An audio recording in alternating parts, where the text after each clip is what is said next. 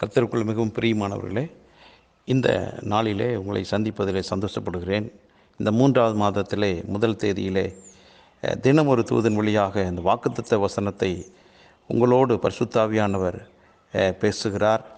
நாம் அனைவருமே இந்த வாக்குத்தத்தத்தை சுதந்திரித்தவர்களாய் காணப்படுவோம். நீங்கள் உங்கள் அப்பத்தை திருப்தியாக சாப்பிட்டு உங்கள் தேசத்தில் சுகமாய் குடியிருப்பீர்கள். லேவியாராகமம் 26:5. நம்முடைய வாழ்க்கையில் கர்த்தர் திட்டமும் தெளிவாக கொடுக்கிற ஒரு நல்ல வார்த்தை என்னென்னா, நீங்கள் உங்கள் அப்பத்தை என்று சொல்கிறார்.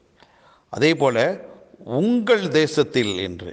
அப்போ குறிப்பாக நமக்கென்று கொடுக்கப்பட்ட ஆகாரத்தை, நமக்கென்று வாழ வேண்டிய ஒரு இடத்தை, தேசத்தை கர்த்தர் குறிப்பிட்டு சொல்லுகிறார். ஆகவே நமக்குன்னு கொடுக்கப்பட்ட ஆகாரத்தை, அப்பத்தை நாம் சாப்பிடுவோம்.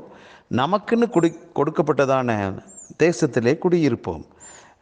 இது எதற்காக இந்த வார்த்தையை ஆண்டவர் நினைப்பூட்டுகிறார் என்றால், ஒருவேளை நாம் சம்பாதிக்கக்கூடியதை நாம் சாப்பிடாமல் நம்முடைய சம்பாத்தியத்தை வேறொருவர் சாப்பிடலாம். நம்முடைய உழைப்பு மற்றவர்களால் உறிஞ்சப்படக்கூடியதான ஒரு நிலை இருக்கலாம். நாம் அல்லும் பகலும் இரவும் பகலும் கஷ்டப்பட்டு உழைக்கிற எத்தனையோ விஷயங்களில் நாம் அதை அனுபவிக்க முடியாதபடிக்கு மருத்துவமும் வீணான செலவுகளும் வீணான காரியங்களும் அந்த பொருளாதாரத்தை உறிஞ்சி விடுகிறது. ஆனால் இன்றைக்கு இந்த மாதத்தில் கர்த்தர் நமக்கு கொடுக்கிற நல்ல வார்த்தை, நம்முடைய அப்பத்தை நாம் சாப்பிடுவோம். நமக்கென்று கர்த்தர் ஒரு தேசத்தை வைத்திருக்கிறார். இதுவரைக்கும் அலைந்து திரிந்து கொண்டிருக்கலாம். எத்தனையோ விதங்களிலே, ஒரு வேளை வீடு இல்லாமல் இருக்கலாம், ஒரு வேளை வேலை வாய்ப்புகள் இல்லாமல் இருக்கலாம். இப்படி பல்வேறு விதங்களிலே நம்முடைய வாழ்விலே அலைக்கழிப்பான ஒரு சூழ்நிலை இருக்கலாம். ஆனால் ஆண்டவர் சொல்கிறாரு, இந்த மாதத்தில் அந்த அலைக்கழிப்பெல்லாம் மாறி நிலைவரமான ஒரு இடத்திற்கு கர்த்தர் கொண்டு வந்து அதில் உங்களை ஸ்தாபிப்பார். ஆகவே இந்த புதிய மாதத்தில் நமக்குன்னு கொடுக்கப்பட்ட ஆசீர்வாதத்தை நாம் மட்டுமே அனுபவிப்போம். சத்துருக்களோ மற்றவர்களோ அனுபவிக்கிறதுக்கு எந்த விதத்திலும் அனுமதி கிடையாது, அதிகாரம் கிடையாது. ஆகவே இந்த மாதத்தை நாம் ஆண்டவருடைய பெரிதான கிருபையினால் நமக்குன்னு கொடுக்கப்பட்டதான காரியத்தை நாம் ஆண்டு அனுபவிப்போம், சுதந்திரிப்போம்.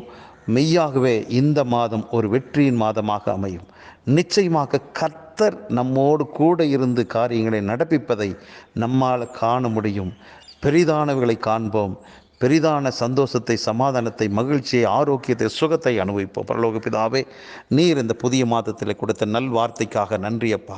ஆண்டவரே, எங்களுக்கென்று கர்த்தாவே நீர் வைத்திருக்கிற அப்பத்தை நாங்கள் திருப்தியாக சாப்பிட்டு, எங்களுக்கென்று நீர் ஆண்டவரை வைத்திருக்கிற தேசத்தில் நாங்கள் சுகமாய் தங்கி இருக்கிறதுக்கு கர்த்தர் எங்களுக்கு அப்படிப்பட்ட வாசலை கொடுத்திருக்கிறீர். இந்த மாதம் முழுவதும் உங்கள் கிருபையினால் தாங்கி வழிநடத்தப்படுகிறோம். நன்மையும் கிருபையும் எங்களை தொடர்வதற்காக ஸ்தோத்திரம். இதை கேட்கிற ஒவ்வொருவரையும் மனதார வாழ்த்தி ஆசீர்வதிக்கிறேன். வெற்றியின் மாதமாக அமைவதாக இயேசு கிறிஸ்துவின் நாமத்தில் ஜெபிக்கிற நல்ல பிதாவே, ஆமென்.